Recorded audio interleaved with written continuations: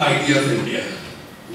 Most of us with links to India will recognize 1857 as an important landmark in history, when soldiers, Indian soldiers of the East India Company, very foundation of its power, exploded in rebellion, and led by some foreign rulers, posed a really audacious challenge to the mighty company.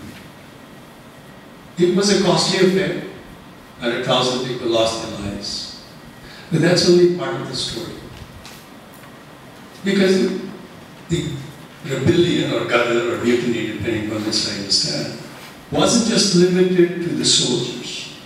Ordinary people, peasants, men, women, they all were involved in this. And it was these people, the collaborators, that the British went after in the subsequent years. And some historians contend that as many as 10 million people perished in the next 10 years. That's 3, 4, 5% of the entire population of India. But what was unique about that event was that perhaps for the first time in history, what these people were fighting for was not necessarily a dynasty or a king or a sect. They were fighting for this very abstract notion of India. Half a century later, a set of intellectuals, lawyers, and the like inspired a similar challenge. They were diverse: Nehru, Gandhi, Bhagat Singh, Subhash Bose, Gokhale, Tilak, Jinnah, communists. And they had a lot of differences, but there was something that they shared in common. And it was that, the idea of India. And it was, again, that idea that inspired millions of people, not just in villages, but in cities, poor, rich, middle class, sacrificed so much of their time, resources, and blood. In the Quit India movement alone, 1.2 million people died. 12 million were homeless. So I bring this point to simply highlight that at any point in time, we owe a debt to people who struggle in those struggles of which we are beneficiaries. So what was this idea of India for which so many sacrificed so much for? In my reading of the history of India's independence struggle, a few common themes emerge. And again, there are tremendous differences. But they all wanted, by and large, and the people who were following them wanted in India that did away with centuries of oppression, that provided a minimum chance of a reasonable life to its long-suffering peasantry, and that looked at India as a moral leader in the world. And some of it, for all its faults, some of it was enshrined in the Indian Constitution and articulated in the policies that were initially pursued. Self-reliance in economic affairs, secularism in social affairs, democracy in political affairs, and non-alignment in international affairs. What I contend that 6 decades after independence, more than 6 decades after independence, at least for a large majority of people, that idea still remains just an idea. It is still unfulfilled. So, I take this liberty to pose this question to our distinguished guests. The idea of India, not necessarily as conceived by the leaders, but as looked up by the people who did all these sacrifices, is it still relevant today? And we have simply moved away from it. If it is relevant, then what defines it today? How can we accomplish its goals, and how the work that they have done and are doing is taking us towards it. And what we together can and should be doing to make it possible. And I say that, I know we are in the US, and I say that with recognition that it's really not necessarily the idea of India. That all over the world, we witness the discontent with the political, economic, and social structures. The idea is very relevant. I realize that this does not lead to a neat presentation in a short period of time. For that, I apologize on behalf of IFA. You've done monumental work in support of the poor. We want to hear about it. We also want you to share your larger vision and how we here, perhaps through channels such as IFA, can contribute to its realization. Thank you. Been invited actually to deliver the Maharaj Kaul Memorial Lecture in Berkeley, for which I am here in the West Coast. And since Nikhil and I were both coming, we wanted to come to Los Angeles as well and meet friends. So that's how we are here. You might wonder why I'm saying this, but as an RTI activist in India, I always tell people why I come and where I come. And in case somebody wants to know who's paid for the ticket, that's also out front. These are questions that are frequently asked in India these days of people like us. I'm very glad to be here, and it's quite interesting that we've been asked to speak about the idea of India. Well, I'm going to talk a bit later in detail, but for the present I just want to share a story before I tell you a little bit about the MKSS. In 1975, when I went to Rajasthan and I went to a village, a woman asked me, "Aap kis desh ke hain? From which country are you?" I was a bit appalled. I said, "Well, I'm from your country." Then I realized that the notion of a space, the notion of a political or economic space need not necessarily be the same for all of us. It's not only true of geographic space, it's also true of ideology, it's also true of principles, it's also true of positions you take. So the idea of India is by definition diverse, as Prithvi said. It's full of contradictions, because India is a country full of contradictions. Because we're divided by caste, by class, by language, by everything, by religion. We definitely have different perceptions, and we also have multiplicity in many ways, in modes, methods of expression. But I think we have some common factors. And so today, Nikhil and I are here to talk about what are the common factors that have to be factored into any concept of India, and why it's necessary to have them there.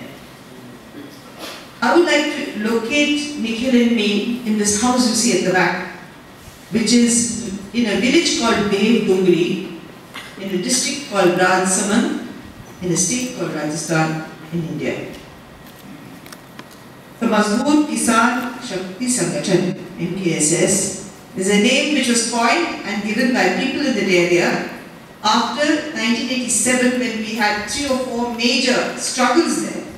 One on land, one on minimum wages, and one against the feudal authority of the local feudal lord, or Thakur as we call them in Rajasthan, in which there was violence, Nikhil and Shankar were beaten up, and many other things happened. Finally, we got the community land.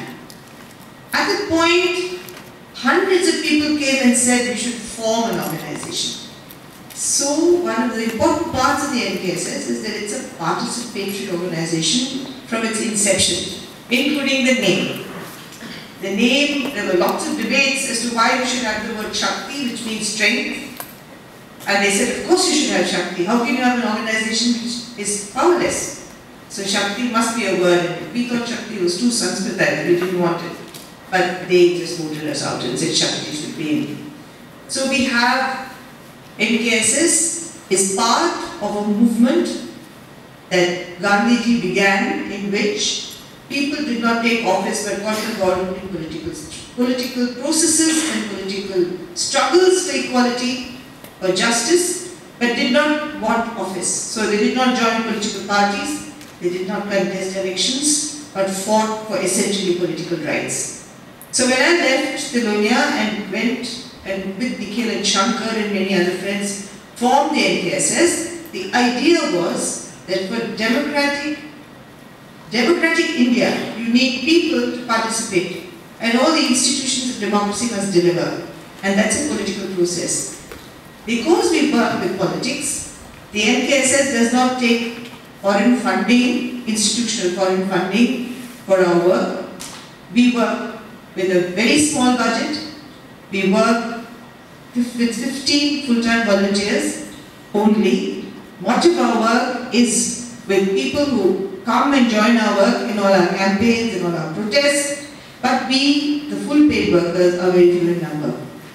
Because we feel political work should be such that the country, the nation, the government, the state, whatever you would call it, can't blackmail us to get us out.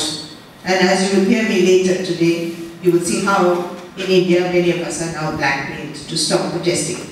So one of the important reasons for not taking funding from anywhere was also the political battles we fight.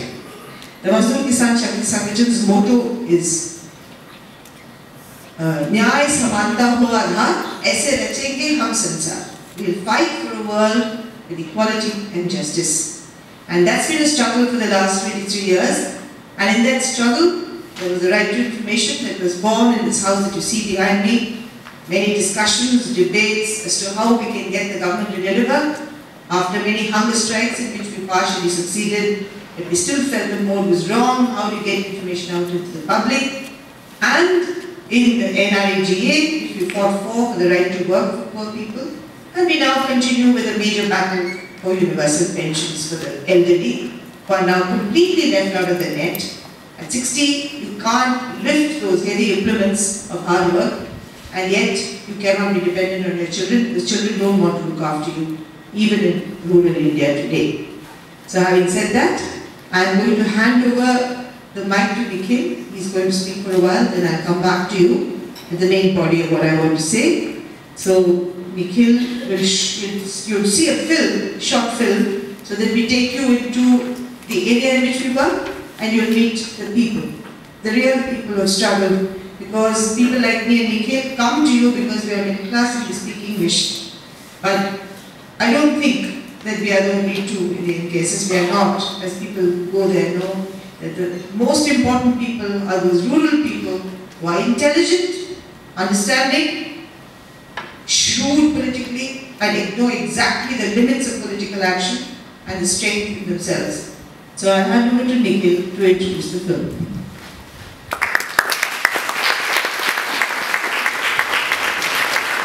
Thank you. I want to thank all of you for an opportunity to speak on a wider subject, as well as connect that wider subject to some of what not just Aruna and I do, but some very ordinary people do. Now we are starting, the two of us are going to speak. I'll speak primarily of the experience of the NKSS over the last 25-30 years. But it is an extraordinary story of how much ordinary people go towards shaping our democracy, how much they are the makers of modern India, and by modern India I include the freedom struggle within that because it is a continuation of that tradition, and how much ordinary people actually contribute to both not just what's happening in their own lives, but what is to happen in the nation as a whole, and actually in many ways at a time of globalized descent and globalized not just neoliberal development, but globalized ideas of what the future of the world should be. What happens in India has a great relevance to what happens in other countries around the world. So in this film, what we would like you to see while you see the film itself The film talks about and shows how a very ordinary set of poor people, far less empowered than anyone in this room, far less empowered than most people who see this film actually, took very, very challenging circumstances into their own hands and zeroed in on why poor people are demanding information. The two parts that I am going to talk about after the film also is how right to information in a sense started to frame, shape and explain democracy for the ordinary person, where they said every one of us will not only vote once in 5 years, but we will use our right to question to make sure that everything that is done in our name is something that we are in agreement with. So we will audit, we will look at how expenditure takes place, we will look at how development takes place. And what you see in the film are the beginnings of that story that actually change the whole discourse, not only about right to information in the world, because it's the first time people started to say, we don't just want it for freedom of expression, we want it so that we can connect it with our lives and livelihood. But also began to change the discourse of democratic action in India. So that's why the film, I think, is important, is that in some ways you'll see people dealing with their specific situation. But if all of us deal with our specific situations the same way, perhaps we will also have a much larger impact than just acting locally. We will have an impact of being able to change the way things are thought out in a much larger global framework. So we'll see the film and then I'll briefly speak and then I think we'll have to sit. No? You'll sit there? Okay.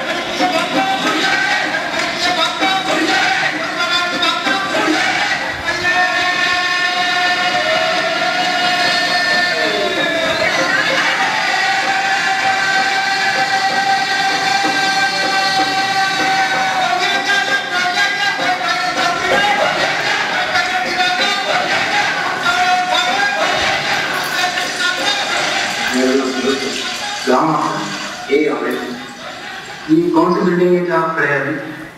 ये toilet चौराहे और ये मकान जो है धर्मशाला। अच्छा, तो जब ये बंदे की तब आते थे सर, ये यहीं रहे आपने भी काम किया? नहीं सर, आपने नहीं। ये ठीक ठाक है धर्मशाला है? ये जो बनी हुई है ठीक ठाक है? सबके लिए ठीक है, अपने लिए ठीक है, सब अपने लिए कौन सी लगे 50,000 के बने हैं। ये जीवन लगा के और लेबर का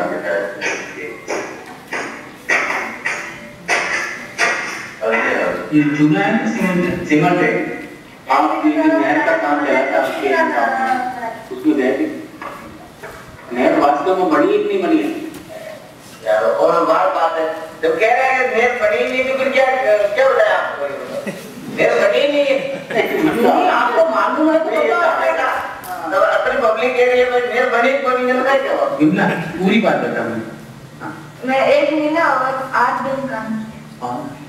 पूरा कितने पैसे मिले? क्या नहीं मिले, एक भी पैसे नहीं। क्या? हाँ, 1 महीना था और 8 दिन का एक भी पैसे नहीं।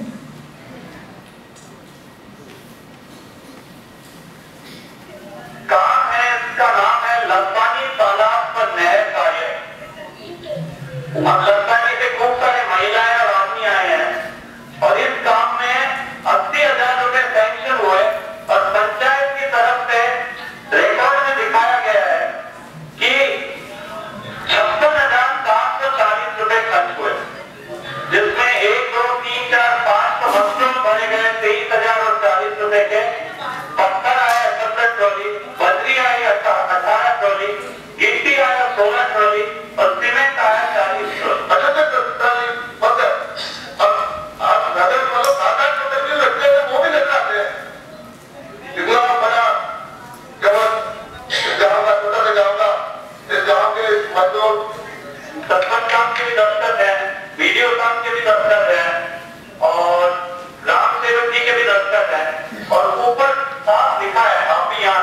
किलंबानी साला नैर सारी लता एमडी भी बनी हुई है। ये सबसे बड़ी बात है। जेईएन साहब ने कहा जाके नापा, ये भगवान जाने। जेईएन साहब ने 715 फुट की नहर नाप के आ गए। दूसरे उन्होंने बता दिया 715 फुट तो लंबा और 1.5 फुट गहरा और 2 फुट चौड़ा। Imagine that you need 10 tons of steel to reinforce. One scenario of corruption is that instead of 10 tons, you specify that you need 20 tons. And then you put in 10 tons and you then book the cost of 20 tons. It's a 10-ton corruption which everybody is happy about because you have a fantastic building. 20 tons have been spent, there's much happiness and you happily ever after. Scenario number 2 is when you need 10 tons, you specify 10 tons, but you put in only 8 tons. This is again another large body of practices that exist. There what happens is that eyebrows are raised, people wonder, but it's difficult to expose because you're not going to break down buildings to be able to check how much steel is gone. So that also gives chanda. But there's a third scenario of corruption which hits you and me as scams, and which is what the system responds to. Is when you need 10 tons of steel, you put in only 3 and then you book 10. What happens? The building collapses. Scams. That is scam. That's what scam is. So what you're really seeing today in the form of these big explosions are only that very small, narrow, foolish spectrum of corrupt practices. Foolish from the point of view of the person indulging in those corrupt practices, where you say 10, you put in 3 and you book 10 and the building collapses. But there are many buildings that don't collapse. Now what does right to information, what does the Jensen White technology as I see do?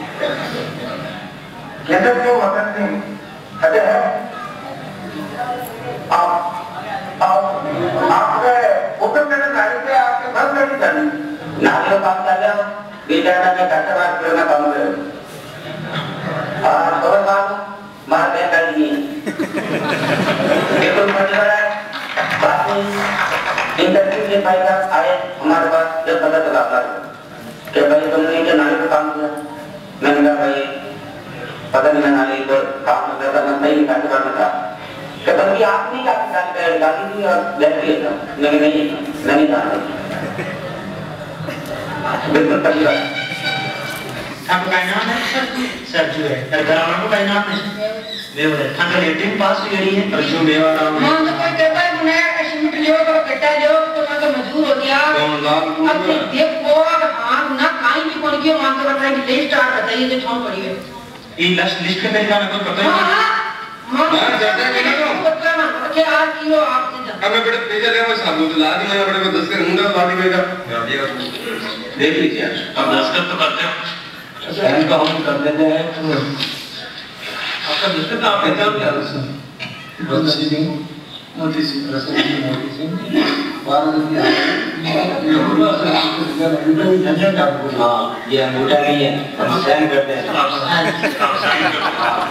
अंगूठा नहीं है अभी आंगली लगा रही है। हाँ की दिनोड़ी है अंगूठा कितना बड़ा होता है। अब लगा थोड़ा यहाँ देखें अंगूठा लगा ये तो जाना है ना तो ले लो जा रहे तो यही मौका था आपका। आपके हैदराबाद को फार्म पूरी और ऐसी कोई आपकी चर्चा हुई या कोई बात हुई बेटे आपके वफार का पैसा मैंने ये क्यों बढ़िया मैंने दवाई से निकाला। अच्छा दवाई से निकाले कि भाई मुंह फार्म भरो और तुम्हारे पति नहीं है। हां सर ठीक है बस सब बस्ती है ऐसा ये पेंशन मिलती है आपको विधवा पेंशन आ रहा है गाइस कोई नहीं विधवा पेंशन मिलनी चाहिए। सबसे बड़ा बच्चा कौन सा है? यही है बस टमाटर नसब में बड़ी तो बड़ी सॉरी हाँ तो इसको पेंशन तो मिलनी चाहिए जब तक ये बच्चा 18-20 साल का हो। जब मजदूरी करिया तो माथे गाड़ी जा मोटा करिया ओ पेंशन में मजदूरी करने बनायो समझ गए अरे आप तो लाया मां तो लाया गलती कर सिर्फ के पास ही ओ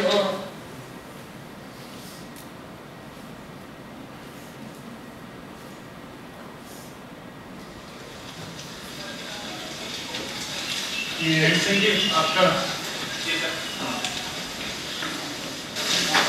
ये है संदर्भ।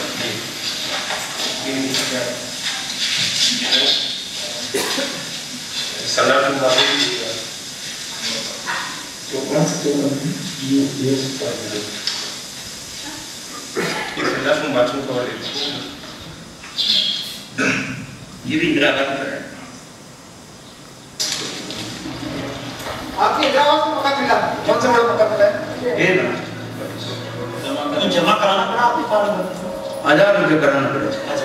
क्या एरिया का 3000 तो वार्ड 5 लिया और खाई क्या होती है कौन वीडियो था देसी था सभी सब बोल रहे सब कह रहा था वार्ड नहीं खाता वीडियो खाता वार्ड का नाम वार्ड बस चैनल वीडियो है ओटारो ऊपर का नाम बड़े हिला करा वीडियो साहब मुतमा हिला करा वीडियो साहब राजपूत आपकी मदद आप उमरवास पंचायत में कितने पैसे आए हो जी और कितना खर्च भी सही हो गया वास्तव में सही होगा क्या पैसे मिले जी इका पर एक जन सुनवाई अच्छा सरकार का अधिकारी आई कलेक्टर आई सब आए जी यहाँ जमा के लिए जो गरीबों के नाम जो मजदूर के नाम जो पैसे आ रहे वो वहाँ तक पहुँचना चाहिए वहाँ तक मिलना चाहिए बीच में कोई बिचौलिया है बीच में पैसे नहीं खाना चाहिए सुन के सरपंच महारपंच बनाते हैं और दस्खत करके आगे जाता है तो कहते हैं वीडियो साहब खाते हैं यार वीडियो साहब नहीं मानते अल्लाह बजाओ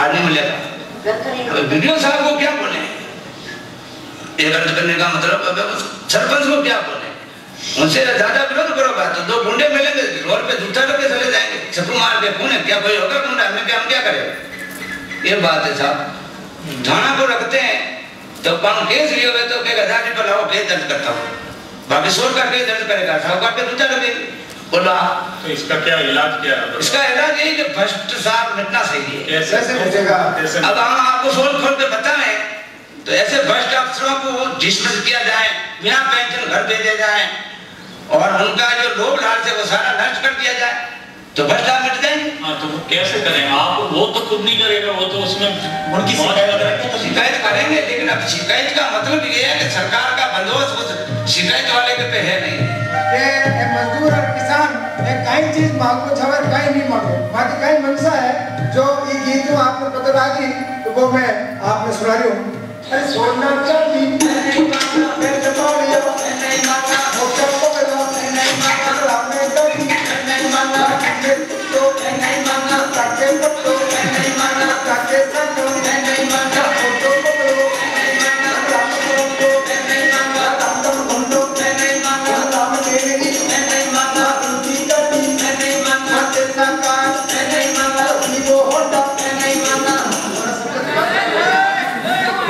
अरे भाया लोग दुनिया के लिए मरे थे क्यों मैं नहीं मांगा मगर काम की बता काम क्या करो अच्छा मजदूर होगी अरे मैं समझ गया मजदूरों की आदत खराब हो यार थाने का चाय बताओ थाने चाय पेप्सी कोला मैं नहीं मांगा कैंपा कोला मैं नहीं मांगा लिंका सिंका मैं नहीं मांगा मैंगो फ्रूटी मैं नहीं मांगा इस्लामी मैं नहीं मांगा ये की बोतल मैं नहीं मांगा दारू की बोतल मैं नहीं मांगा दारू की थैली मैं नहीं मांगा अब थाने दिमाग खराब कत्ती जल्दी पे चीजें सभी बता दी थे क्यों मैं नहीं मांगा चोरा के रेशम की चीजें बताई मजदूर हो आज चीजें को खाई नहीं जाए एक काम कर सको एक कोई बेरोजगारी को में पानी नहीं होगा और दिन में जान जमा दम भाई साहब इनके अलावा कोई चीज नहीं है यार अच्छा काम नहीं करो फेमिन में और बच्चों में नाम लिखा है और पूरी मजदूरी देवा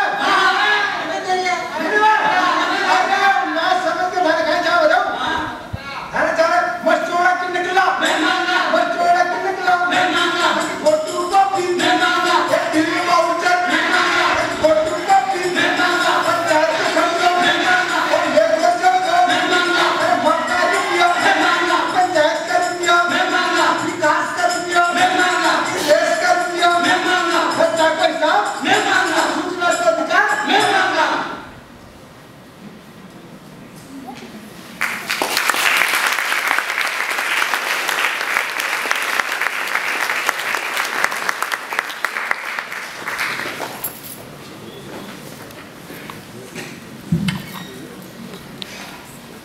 So the film, as you must have seen, gives us many sets of ideas.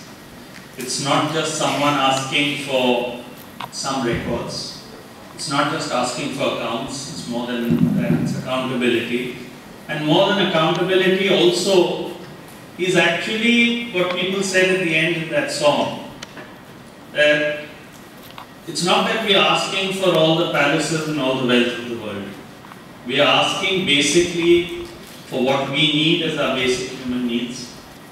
And we are asking for an accountability of how to get it. An accountability of public expenditure, an accountability of how it is spent, where it is spent, in which ways, and what the right to information movement is. And I'll take you very quickly through actually the conceptualization of that particular movement. When people were asking for their wage, they began to understand that what was being administered was actually a whole lot of fraud. When they asked for minimum wages of their works, they had worked all day and they were told, "Tum kaam chor ho, you are thieves in terms of work, you are lazy. The poor don't work, the poor are lazy." This is said all over the world. So, and who builds everything actually? It is the poor. So they said, "We are working for 8 hours, show us where we haven't worked." And they said, "Oh no, those are in the records. That's in the records." So people began to say, "Show us those records." And actually when the records began to come out, and I'm talking about a 5 and 6 year process, when those records began to come out, then it became clear that those who had been the custodians of those records, those who had been administering and governing, had been lying through their teeth. They were the thieves. Because where 50 people had been shown on a work site, there were only 20 actually working. So when those records came out, it became clear that 30 people's wages were being pocketed. And obviously the turnout of work would be less. It became clear that people who had been considered Saabs, or the big ones, the Sarpanch Saab, the engineer Saab, the BDO Saab, the collector Saab, were actually common thieves. And they were the ones who had been occupying the high moral ground all the time. So this demand for information was a nerve center, and they understood the nerve centers of information in a way Aruna and I never could, in a way that they lived it on their skin. And therefore they asked not only for the information, and they asked for it, and they put it very powerfully. What you saw here, bits and pieces, were social audits, public audits. They put that information in the public domain, got the information out, extracted it out, called the village together, and read it out in front of everyone. And it became clear that something that was a canal shown as built 715 feet didn't exist, because those were where the people lived. It became clear that a particular building that was shown as complete, actually when you look behind, and that building was behind where that public hearing was taking place, had no doors or windows. So how could it be complete? And it had shown that it had been pounded, the roof had been pounded, there was no roof to pound. Or it became clear when they said that there was a veterinary hospital built without a foundation because it was built on the first floor. Actually, there was no veterinary hospital, but it was so foolish because how would the animals climb out? So, those were the kinds of absurdities that were possible. Dead people's names on those must rolls. It's all a microcosm of the kinds of scams that are taking place in countries across the world. Because you can do anything you like, you're not accountable for it. You pretend to do one set of things, you're not accountable for it. And what the right to information did is it took power into people's own hands. Every one of us can ask. It's not just my representative who's supposed to be asking actually in my name and monitoring, but I will ask, I will audit, like in the public audit. I will decide, I will question, I will give my own opinion and answers. So behind that right to information was a much larger idea of what democratic decision making should be. A much more powerful idea in the making, and which has been going on. And this is not to say that this is the only thing that's going on. Aruna will speak and you will see how much of an assault there is on the poor. But what I intend to do through our story is to try and give you an idea of how much the poor are also shaping what they see as a future. A more equitable future, a more humane future, a future that is not built of big, huge bombs that decimate nations, but built of the small weapons of the weak that will allow people, actually Aruna often calls the right to information, people in India call it a very powerful weapon. She often says, much better than a weapon is it's not so much a weapon, it's a khurpi, not like a spade, those things, that the tool that you use in the garden to weed something. So it's a constructive, it's something to improve the world, not destroy. It's to remove what is bad and to replace it by something good, a much more organic, powerful kind of concept. So what was this concept of right to information that people began to get? First was an understanding that in those records lay my development, my future, what was meant to me as an ordinary citizen. So from a point when we first went and started saying corruption is important or this mismanagement is important, people used to say, this government money, let it burn, let it go to hell. They started understanding that if I don't get my wage, it's my money and it's actually our money. They began to understand, in one of the first slogans that was actually pointed out to us by a very, very fine journalist and powerful journalist, was that a slogan which said, "Hum janenge, hum jiyenge." The right to know is the right to live. Because if I do not know what's in my record, I'll just come to the slogan that you said. If I do not know what's in my records, how will I get my wage? How will I get my medicines? How will I get my rations from the ration shop? So it was a new discourse across the world where right to information had always been seen as a part of freedom of expression. Here it was being connected to the right to life. It was also, as later has been acknowledged now by the High Court and the Supreme Court in India, that it connects also with the right to equality. And one theme we are going to talk about a lot today is that democracy, if it demands equality, if it's given a chance at equality, then actually people will have a far more equitable, a far more just, a far more humane world.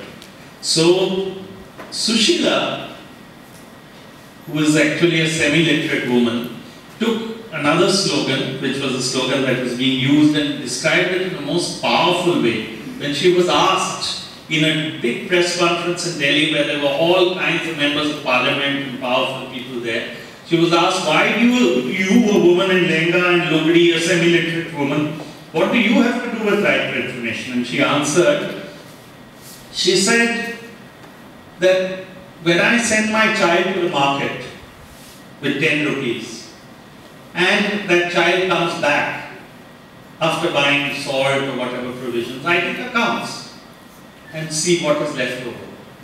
But the government spends millions and billions of rupees in my name. Will I not ask the government for its accounts? So it's my money, it's my accounts. Hamara paisa, hamara hisab. This particular slogan has become the defining slogan for the right to information in India. The slogan moved forward, and I'll take you 5 minutes through the right to information struggle, just through slogans, because slogans are how people define it. Slogans are how people define not just a movement, but you see their ideology, their voice, their thoughts in it. The next slogan became, "Ye paise hamare aapke, nahi kisi ke baap ke." This money is yours and mine, nobody's feudal property. It wasn't just a question of accounts. It wasn't just accountability. It was also what is to be done with that money. That moved on to institutions. Ye panchayat hamare aapki, nahi kisi ke baap ki. This panchayat is yours and mine, no one's feudal property. Ye sarkar hamare aapki, nahi kisi ke baap ki. This government is yours and mine, nobody's feudal property. Now that was a journey that we didn't understand when we began. When we began, people used to ask us, how are you going to begin? How are you going to take your work forward? On what ideological basis? And many radical friends said that this right to information is a useless issue. It has nothing to do with the real issues of people, of land, of wages, of their livelihood, of their food. But if you look at the slogan, it actually inverted a radical ideology which said that until you overthrow the state, you can never get a just government. Of course, that government turns out to be like the last, no matter who occupies that chair. This inverted that to say that every democratic government at every minute and every second must be accountable to each of us.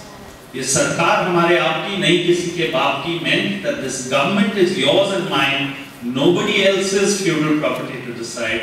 And ये देश हमारे आपका नहीं किसी के बाप का. This country is yours and mine, nobody else's. And दुनिया हमारे आपकी नहीं किसी के बाप की. Actually the globe belongs to all of us. Each one of us has the right to ask a question. There is a duty to give an answer. If we globalize and say that a company can go where it wants, we must also globalize and say a question can be raised anywhere and has to be answered from where decisions are taken, no matter where they are being taken.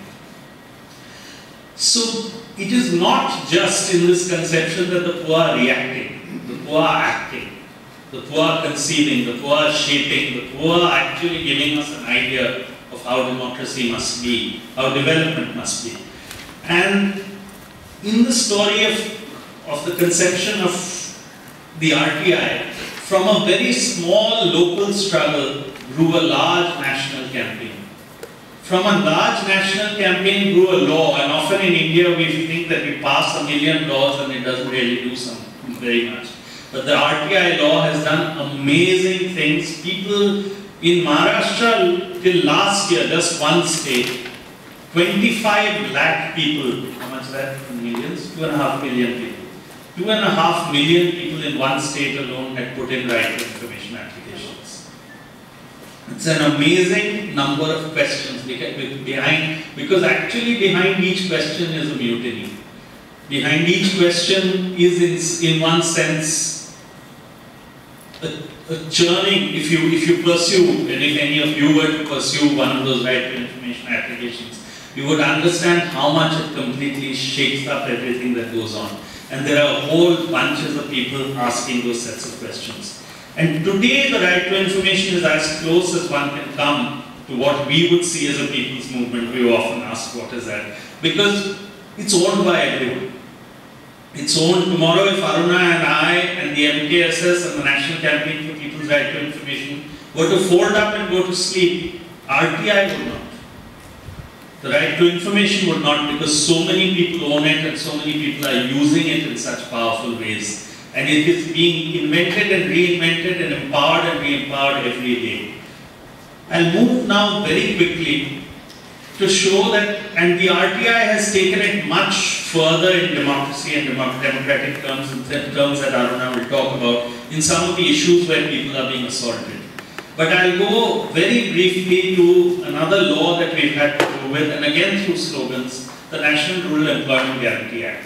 Out of the same set of people who were not finding work, they were saying, what do we want for our future? What is the government there for? Often, and there are some friends also in our circles, who say that the National Rural Employment Guarantee Act, which in one line, some of you may or may not, how many of you have heard of it in India? So many of you have, and some of you have not. The NREGA is an extraordinary law because in a country like India it says that the government will guarantee any Indian citizen, rural Indian citizen, can ask for work and must be given work within 15 days in a 5-kilometer radius from their home. Labor, manual labor at minimum wages. That guarantee that employment will be provided to a country of 1.2 billion people. That guarantee that you will provide it in every village. That guarantee that they will be able to shape that kind of work in the manner that they want, at least theoretically. There are many problems with that. It came at a time when the world and when governments were saying that the market will handle everything. We will not do, we will withdraw, the government and the state has nothing to do. If the state cannot provide education, if the state cannot provide health, if the state cannot provide basic minimum needs of living, then what is the state there for? So there was another conception that was being brought forward, that we don't want the state, which is today actually acting on behalf of capital to destroy everyone. We want our own conception of the state, which is to provide and make sure at least the basic minimum needs of people are met, of education, of health. And right, the National Rural Employment Guarantee Act was India's first law that provided development rights. Before that, India had 1 million very creative schemes, but you could not guarantee anything out of that scheme. This was a legal entitlement. If you do not provide work, you will have to pay an unemployment allowance by law. If you do not provide wages within 15 days, you will have to give compensation by law. If you do not provide worksite facilities, you can be held accountable by law. So it was the first legal entitlement on the development side. And it was an entitlement because what happens in India actually, of course, affects the world, which has started affecting the entire discourse around how development can and should take place. It was followed by many laws. The RTI was the first law. It wasn't a development right, but the RTI and NREGA combined economic, social and political rights together. The NREGA doesn't make anyone a millionaire. It does not even actually take them out of poverty.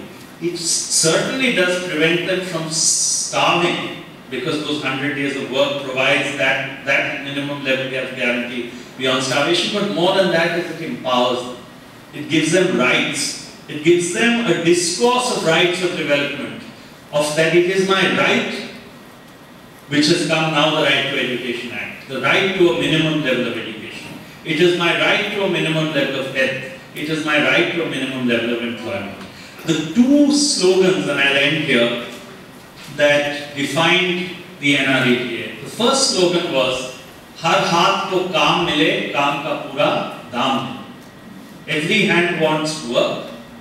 Every work wants its just reward. I can't think of a single person in this room or in the world that does not fall into that same set of basic demands. What do we want? We want work. We want work with a kind of a justice towards that. It's not asking for all the resources of the world, it's asking for that.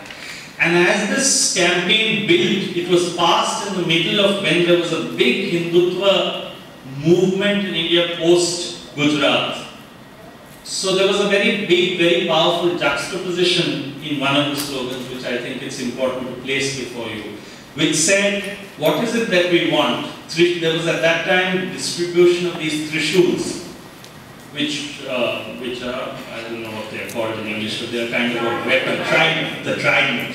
And it was a militant distribution, a call to violence, a call of subjugation. It was a call actually to mobilize Hindus against the Muslims and to mobilize votes in that sense. And the slogan there instead, and we were wondering how do we oppose that kind of movement, and came out of this, which was Trishul nahi, talwar nahi, har haath ko kaam do. We do not want a trident, we do not want a sword, every hand wants work. And that is the kind of conception of what the world actually wants. It doesn't want this mobilization of fighting one against the other. It doesn't want this mobilization of appropriation. And therefore in India, some of these initial acts, the right to education, the right to health, the Forest Rights Act, which just simply says we have a right to live in the forest where we've lived for millions of years. These are beginning to say that these are minimum entitlements. They are beginning to say when we fight, we don't ask for everything just for ourselves and nothing for the others. And that, I think, Aruna's story, what she will tell you, will very powerfully illustrate how people are trying to protect the little they have and give a conception of democracy and development.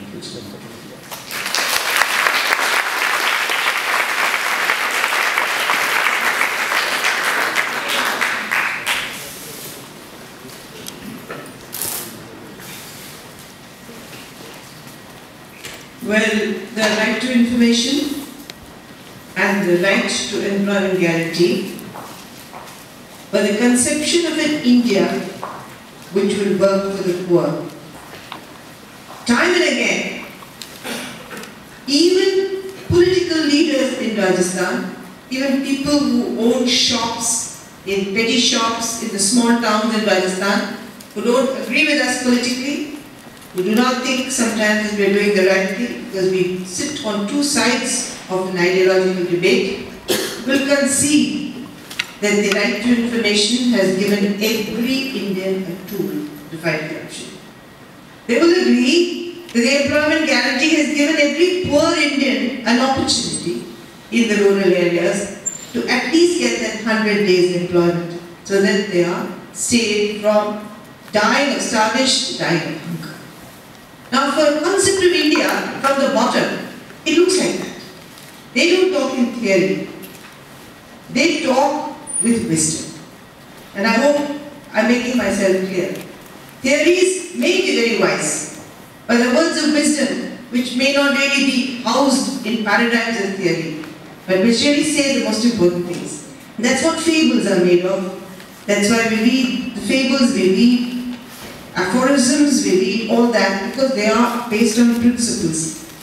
I talked in the beginning about how India is pluralistic, and to some of you and most of you, I would like to recall what was said by Ambedkar when we got our constitution. I'm sure you all know that, but I'm going to recall your memories and just shake it a bit to remember these famous words.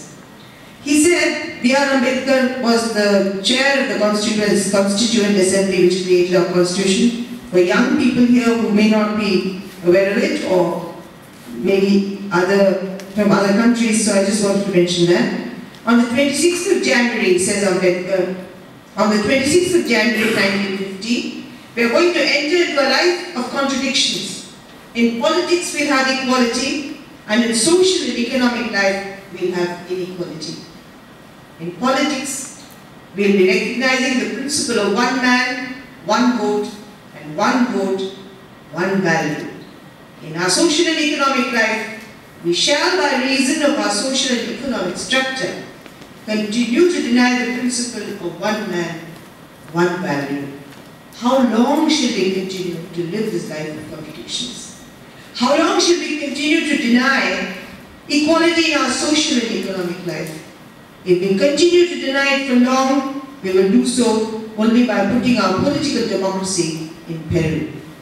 We must remove this contradiction at the earliest possible moment, as those who suffer from inequality will blow up the structure of democracy which this Constituent Assembly has so laboriously built up. As Nikhil and I left India, there were three major struggles for those of you who read in the news. One was in the southern tip of India, in Tamil Nadu, the state of Tamil Nadu, on the coast near Cape Comorin or Kanyakumari as we call it today, there is an atomic plant being set up. 1 million people are protesting. We don't hear of it here. 1 million people, the entire district doesn't want that plant, wants answers before the plant is cured. They want to know what the consequences will be. I think my people are more intelligent than I am. I wouldn't have asked probably the kind of questions that Xavier Amma asked when she came to Delhi. She's a fisherwoman. She knew exactly what were the right questions. We had in Khandwa people standing with water up to their chin in the river for more than a dozen days, asking for the implementation of the Supreme Court's orders that if the level of the dam was to be raised in that area, rehabilitation would have taken place 6 months before the water was raised. It did not happen. In spite of protests, in spite of applications, in spite of moving the Grievance Redress Commission, in spite of moving the State Human Rights Commission, who all ordered in their favor, the government still went ahead and released the water. The third thing, the long drawn struggle in a place in Odisha, always known as the anti-POSCO struggle. POSCO is a Korean company which wants to invest in Odisha. People of that village do not want to give up their extremely fertile land and their well-being which exists today for a very indeterminate future. But before I go on any further, there are very short clips. Our film was slightly long. These are just 3 minutes and 4 minutes. And I want you to go into Kudankulam, which is the atomic energy protest. I want you to go to POSCO and just to hear those people speak, and I'll come back to you.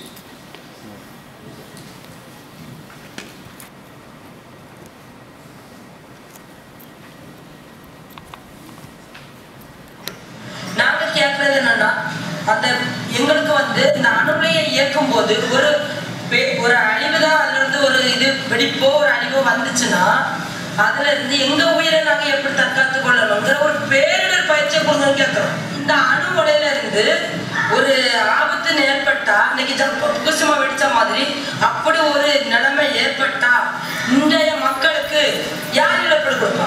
அதுதான் நாங்க கேட்கிறோம். ஒரு மக்களுக்கு இழப்பீடு யாரு கொடுப்பாங்கிறது கூட தெரியாம இதை இயக்குங்கன்னு சொல்லுங்க, அவங்களுக்கு யார் அதிகாரம் கொடுத்தா? இதனால எவ்வளவு பாதிப்பு இருக்கு, இதனால எவ்வளவு நோய் இருக்கு, இதனால இந்த காற்றுல இருந்து கதிர்வீச்சினால நன்மையில இருந்து கதிர்வீச்சினால எவ்வளவு பாதிப்பு இருக்கு. அது முதல் பெண்களை தான் பாதிக்குது. நம்ம கர்ப்பிணி பெண்களுக்கு தான் அந்த குழந்தைகளை வந்து பாதிக்குது. The people want to reassure themselves. Government should have sat down and reassured them over and over again.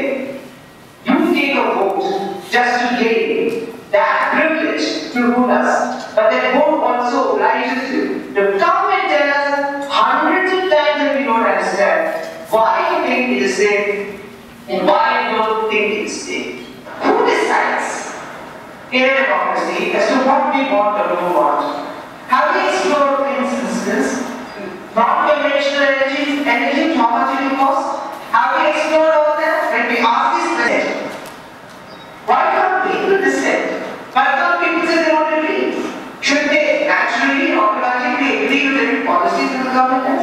Sedition and treason are words which are being used very casually today in the country. Sedition is a very serious offense and must be treated seriously. But you can't hold methods of expression and methods of protest under the definition of sedition. Today, the need for a dialogue is the most important thing. If we live in free India and we are equal citizens, the people who rule us and us are on the same page in the Constitution. If we demand the same rights as they do, then I think sitting and talking across the table is the only solution.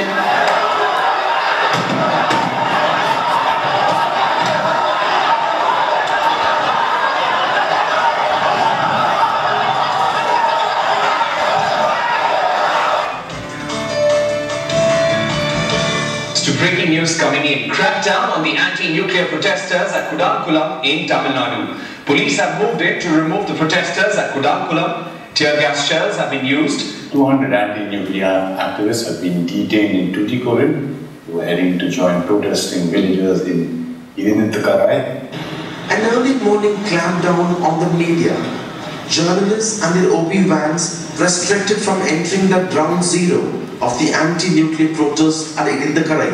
SP Uday Kumar, the face of the anti-nuclear campaign at Kudankulam, now slapped with charges of sedition and waging war against the country. Take a relook at the country's rather outdated sedition laws. Charged with sedition. Charges of sedition.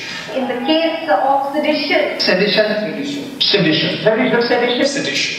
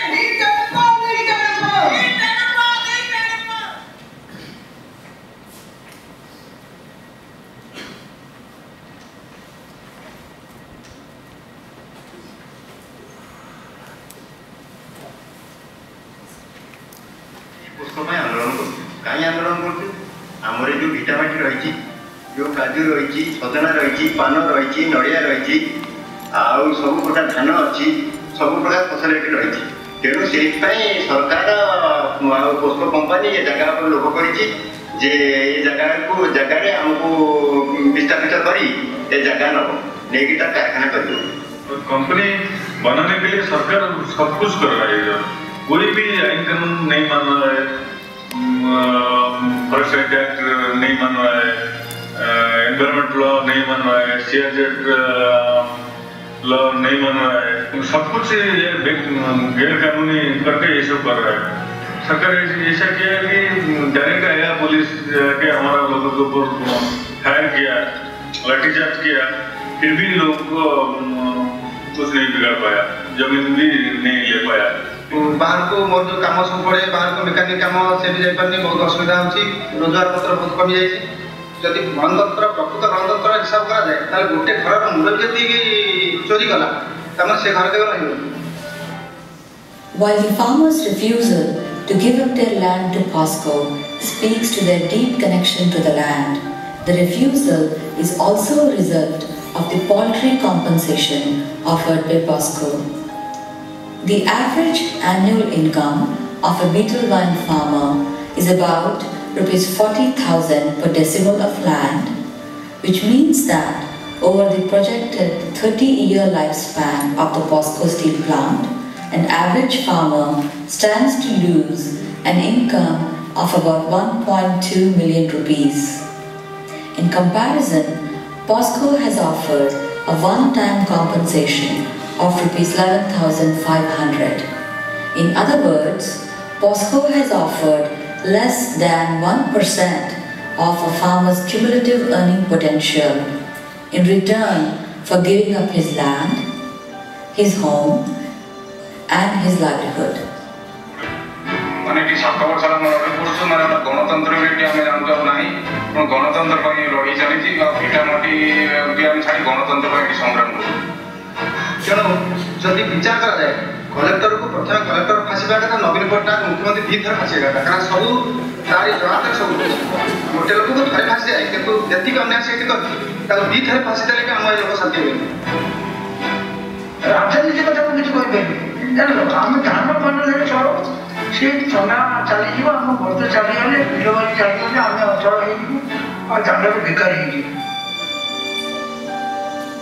How do we measure what has happened to the lives of the people of Dinkia, Patna, Govimbpur and Nuaga?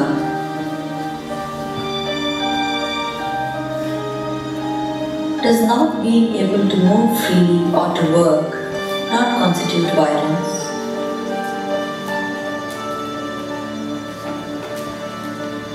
Does living for over 7 years in continuous fear of being attacked not constitute being subhuman?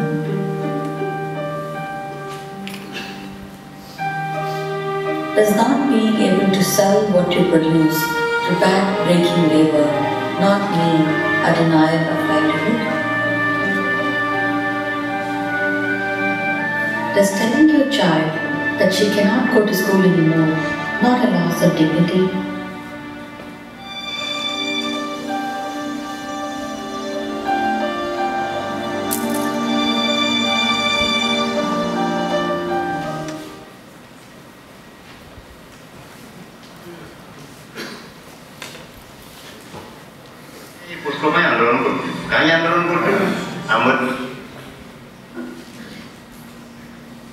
It's a deep moment, it's a strong moment to consider whether these people who speak out to protect democracy should be labelled as seditious, as warring against the state, put in jails, deprived of everything that they have, and that it should be a projection.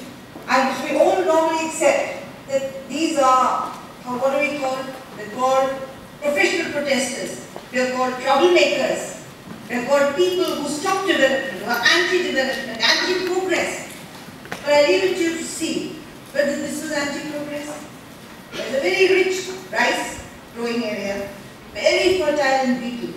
And for one beetle leaf, I think you earn 10 rupees. It's a lot of money. 10 rupees or more, I think they earn probably. 1 rupee per leaf, but there are thousands of leaves. So they earn a lot of money. They're well off.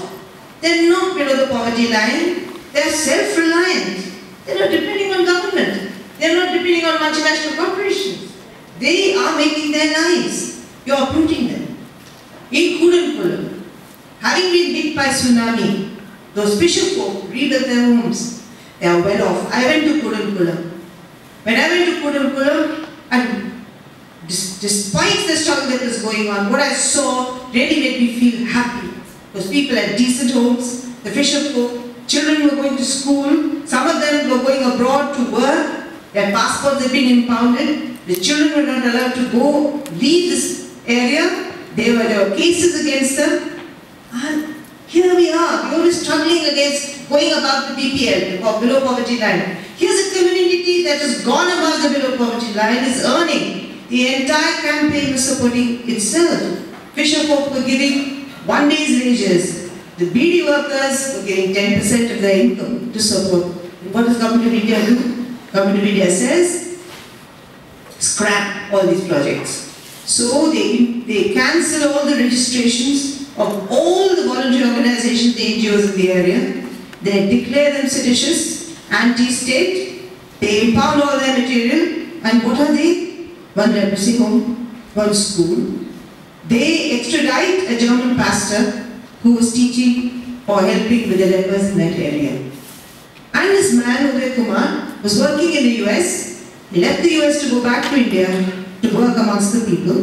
He was doing usual development work when after Fukushima, the atomic plant raised innumerable questions in people's heads. It's a tsunami-affected area. There's a tsunami colony, which means they are vulnerable.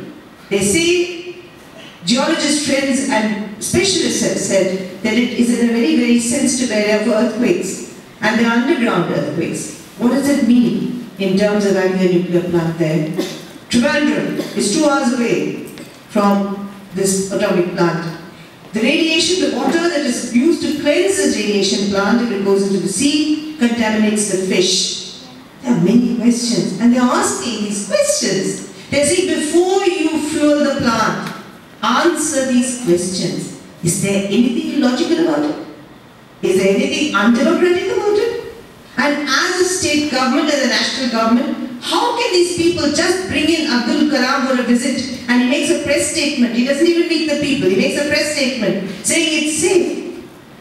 But you have Gopalakrishnan, who used to be the chairperson and director of the Atomic Energy Regulatory Board, saying that it is not so, that all safety regulations are not in place. It's come on TV so many times. I think it's the obligation of a government to answer these questions. If the right to information has done anything for us in India, it's been able to place these questions squarely on the table. We understand that apart from our protests and our dharnas, which means sit-ins, apart from getting together and encircling those offices, we have very legitimate questions, we require legitimate answers in a democracy. So in a sense, to take the entire metaphor further, if this country is mine, and if this whole democracy is mine, and if I send a member of parliament to power for 5 years, giving him my sovereignty or her my sovereignty on lease for those 5 years to perform, I am the owner, I am the sovereign. I have a right to ask these questions. And what are the reasons why they put me down? And if you bear with me, many of us feel that it's money. Many of us feel it's a paradigm that's being used. You use the word profit and growth, but behind that is a lot of money that's coming in and changing hands. We don't know what it is that's happening. We want to know. After these youth scams in India, we are suspicious. We want to know what's going on. They should tell us. It's our money. Hamara paisa, hamara insa. It's our money. We want to know how you're using it. Then you say costs. We say, what are the costs? Tell us what the costs are. Maybe if you have something else in place, who decides how much money the government can spend? It's our money. We might want to spend much more money with a much more kind technology that won't take away my put in process, an irreversible process in which my children and me and my entire genetic process will be tampered with. It's my decision, surely. It's my life. So these are, I think, very, very mature questions, and because of the RTI, we've now got a forum through which, at least for a year, we've been able to protest. But now the Government of India is moving in, and it's going to put an end to this protest, and it's probably going to start fueling. I saw in the newspapers on the net a day ago. What is our obligation as informed citizens? Is to at least find out, at least know because all the plants that are there so far have produced all kinds of diseases, and the most important thing that needs to be answered by the government is, after all, why can't you answer us? Why can't you answer us? And if you need my vote, you also have to answer me. And it's a sort of a very simple logic, but it's a fundamental logic which cuts across, and therefore it becomes, my concept of India is an India in which people ask questions and the powers that we answer. Otherwise it isn't a democracy. It's a democracy only in name. That's why the Right to Information campaign and all of us feel that, corruption apart, you have to talk about arbitrary use of power. The arbitrary use of power is also corruption. It's not only taking money. Being honest about taking money or not taking money. It's about misusing the powers that democracy vests you with, which is also corruption.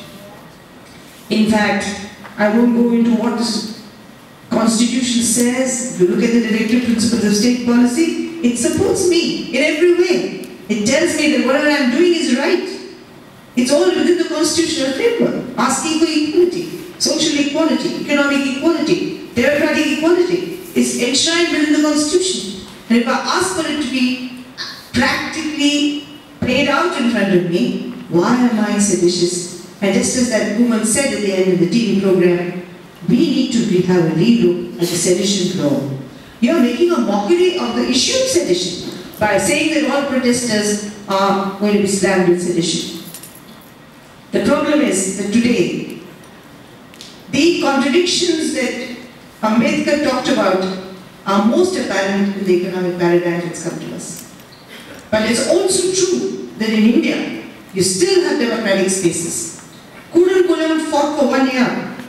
Maybe under different circumstances, we would have been pushed into the sea after the first week. POSCO is still there after 7 years. And there in Khandwa, where people were still standing chest high, the government negotiated and reduced the water levels so that some settlement of the dispute in real terms could be made. I really feel obliged to people who protest.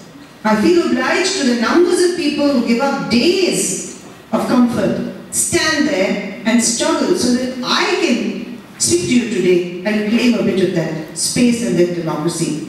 I feel therefore that we have come here to say that if you really want that socio-economic equality, we have to see these struggles as very vital to India's being. Let's have a look and see what happens with our figures. Amartya Sen, whom you all know, Jean Drèze, who writes with a dear friend, good friend of all of us, economist, activist. I'll just read you a few lines from what they say. If you say India is progressing, it's shining, and people are dragging it down, and therefore India is not shining anymore. The 8.5 has become 6. I'd like to quote you what they say. They say the progress of living standards for common people, as opposed to a favoured minority, has been dreadfully slow. So slow that India's social indicators are abysmal. According to the World Bank, only 5 countries outside Africa have a lower youth female literacy rate than India. Only 4 countries in the world do worse than India in child mortality rate. Only 3 have lower levels of access to improved sanitation, and none have a higher proportion of underweight children. Where is the trickling down? They say if we produce more and there's more growth, you will get more. But we've become worse. In these conditions where children are an indication, women's health is an indication, literacy is an indication, all that we're abysmally low. In this struggle to get our share in a democracy and to prove that the idea of independence, for us it's nothing more. We're not even demanding a certain kind of independence. Independence means you eat. Independence means you send your children to school. Independence means that you have the right to good health, you have the right to schooling, you have the right to normal things that we take so much for granted. People are denied that. So for us, democracy is just the right to live. So therefore, the Right to Information campaign slogan applies equally to this. But on the other hand, the strategies or the real needs of people You go and talk to people in Kudankulam, in POSCO, in Kandwa, in the MKSS, they're gentle people. They're not wielding guns, they're not wielding lathis, they don't want to destroy anything. They still own the country, they own the government. They even own the collector, whom he was so angry with. He said he should be hanged because he was angry. He won't literally go and hang the collector. The point is that these people, what do they want? They want real independence. And real independence means not only the vote, but being able to have socio-economic equality. And towards that equality, these two great laws and many more laws have been framed by them. And I've always felt that in framing those laws, they didn't just look at themselves, they looked at the country. When we started the Right to Information campaign, we said to them, it's going to take a long time. They said, never mind. हम केवल नहीं खाएंगे, सब लोग खाएंगे, सब लोगों को मिलेगा, इसलिए हम 7 साल रुक जाएंगे, 10 साल रुक जाएंगे, जितना भी साल होगा रुकेंगे, हम जब बढ़ेंगे शुरू, मगर ये सब के लिए they said, doesn't matter, it takes 7 years or 11 years, we'll continue to fight, because it's not only us, we're fighting for all people, the entire lot of people like us, who need to eat, to access, to do and have a better life. It doesn't matter. So people are at that level of great generosity. Not only that, but when we go to their homes, even if they have half a roti, which is a piece of bread, they'll share that half with you. And we know that this whole lot of India, which Upendra Bakshi calls Bharat, the Indian constitution calls itself India and Bharat. And Upendra Bakshi in a lecture when I heard him 35 years ago said India is the privileged India and Bharat is the underprivileged, marginalized poor India. So you saw Bharat. But Bharat is teaching India its democracy today. Bharat is teaching India how to share. Bharat is teaching India many lessons. And I think that's where we need to see this protest as really defining what should be the real image of India. We also have tried to change the rhetoric of the constitution and the rhetoric of the politicians into reality. And they don't like the kind of accountability that's imposed on them. When we say to them, you said this in your speech, you now have to implement it. They don't like it. The National Common Minimum Program, which was set up for the first National Advisory Council of which I was a member, to monitor, made promises to the people of India. It said, we'll give you an Employment Guarantee Act. It said, we'll give you a better right to information law. So they held them to their quotes. Because the domestic violence bill passed. So the second UPA did not bring out a document. We said, where's the second NCMP? We want a National Common Minimum Program number 2. But the government said, no, it's the President's speech to the joint houses of Parliament, which means nothing. So every step, when we try and share power, you have to devise better methods, to think of new ways, and you have to get down this double talk. You have to go beyond double talk and calling their bluff on their rhetoric. And that is why you see these protests especially very, very important. What the RTA has finally done, for which I owe a great deal of, I appreciate not only what happened because I was there, but because it happened with a great lot of people. It introduced us to the idea of sharing power. Everyone said, buy the right to information. We're not asking for land. It's more than land.